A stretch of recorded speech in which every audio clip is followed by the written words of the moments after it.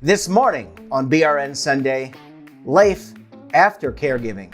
And joining me now to discuss this and a lot more, Edna Culp is a former caregiver. Edna, so great to meet you.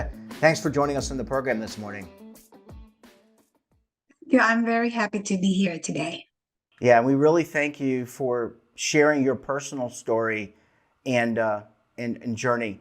Let's start, I think, with some basic questions. You lost your husband and were caregiving for your husband. He had, I believe, Parkinson's. Tell us about the caregiving commitment that you made to him. Well, Parkinson's disease is a progressive condition. So in the beginning, it was a total of 23 years that we have that guest in our home that will not go away. So in the beginning, he's able to, be functional and all do these things.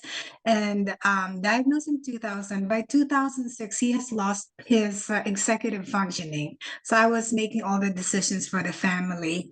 And by 2016, he was needing some help with, functions, daily activities. So until he died in 2022, became progressive so that he really is a nursing home kind of patient, but we opted to keep him at home. So that means that we need to change his adult briefs. We need to feed him sometimes. We have to get up at the middle of the night to make sure he is dry and return him so he doesn't get skin sores. And so it was a lot, but it was family thing. My daughters, they were older, they were able to help with it, like the feeding and sitting with him, but the physical work and the daily hygiene, I don't let them do that because that's their father. So a lot of that Sure. was on me, and then I have to hire caregivers so that I can go to work. But at night, it's pretty much me, and then go back to work the next day. Yeah, that's a very big commitment. Obviously, you do that out of love and commitment, and there have to be other people in around the country and probably around the world that are in a similar situation to you. Yes, and I've been when this happened, I went to Parkinson's Association of San Diego, and I've asked to be in a support group, in a group where people are going through the same journey that I have. A lot of patients with Parkinson's, they're older, like they're in 60s, 70s, 80s. He was diagnosed at 50, so we were still raising children. My kids were 2, 6, and 8 years old when he was diagnosed. I'm Mm. still in the workforce. And so when I tried to join those support groups, they're done with raising children. They are retired. There's nothing common except for disease. So I finally found this organization where other well spouses are taking care, just like me, and I was so happy. And so it's very important to have a support group because this, when you're caring for a sick spouse, it's very isolating. And when people come to you and say, "I know exactly what you're feeling," they don't, unless Yeah, you're walking my path, yeah, and and even it if does you're help. both right, even No, if go you're ahead. both I'm sorry. caregivers, the journey is the same, but we have different paths.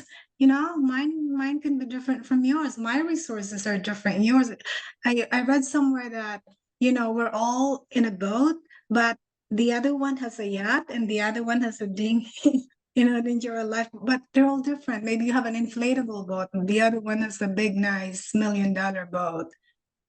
You are Yeah, still dealing with the same, but different ways of going through it. yeah, very very unique circumstances, and it's always obviously it's very good, as you said, to not be isolated and to be with other people who can at least empathize in a similar situation.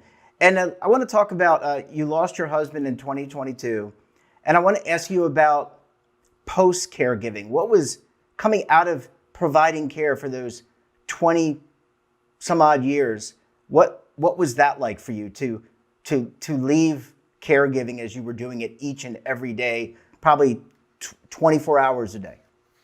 It was very difficult because that was my part of my identity for so many years, for 2 decades actually.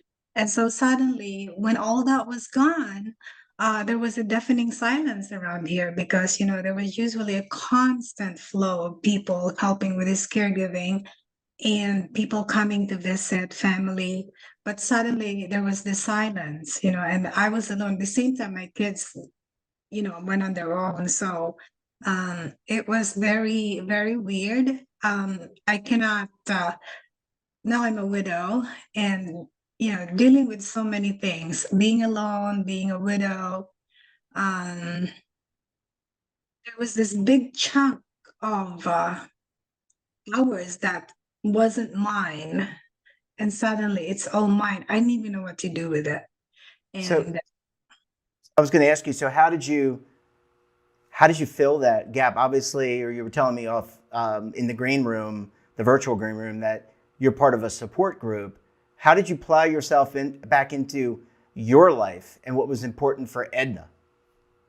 so I had to ask myself that because it was never about me. All the decision making is based on what does my husband need? What do the children need?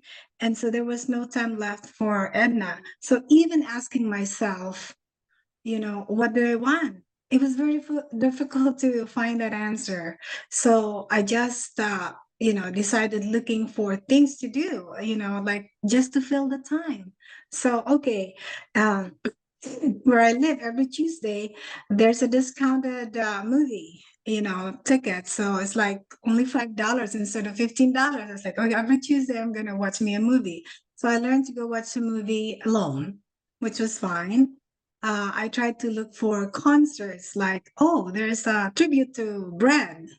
I'll go to that one. It never bothered me that I go on my own, which Yeah, I would never have done before. But I would just go on my own. I go to the church every Sunday now because I have the time.